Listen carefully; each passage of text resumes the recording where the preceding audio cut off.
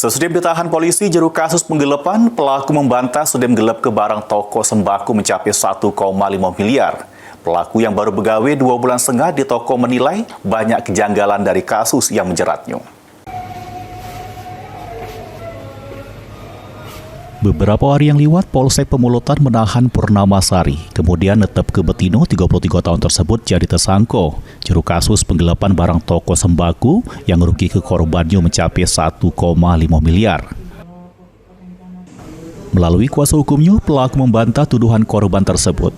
Menurutnya, pelaku yang baru begawe 2 bulan setengah tak mungkin samping gelap ke barang dengan nilai miliaran.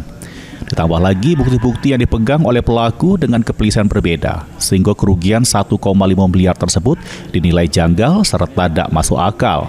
Pihak keluarga pelaku minta keadilan pada Kapolda Sumsel untuk mengedepan ke azas praduga tak bersalah juru kasus tersebut. Berkaitan dengan yang dituduhkan kepada klien kami, itu senilai 1,5 miliar itu sangat tidak masuk akal dalam jangka waktu 2 bulan setengah.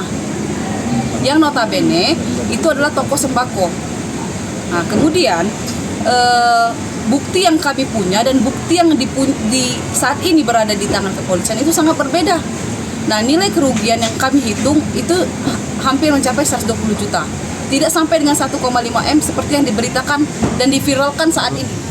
Korban uang rumahku ini bermain sama admin dia dan ya katanya mengalami kerugian senilai 1,5 M. Sedangkan menurut pengakuan uang rumah dia itu bermain baru 2 bulan.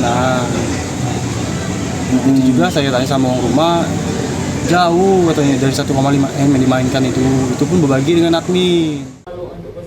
Diketahui juru kasus penggelapan toko sembako tersebut, polisi sudah menangkap 2 wong pelaku, ialah Purnamasari sama admin toko bernama Sela yang ini masih ditahan.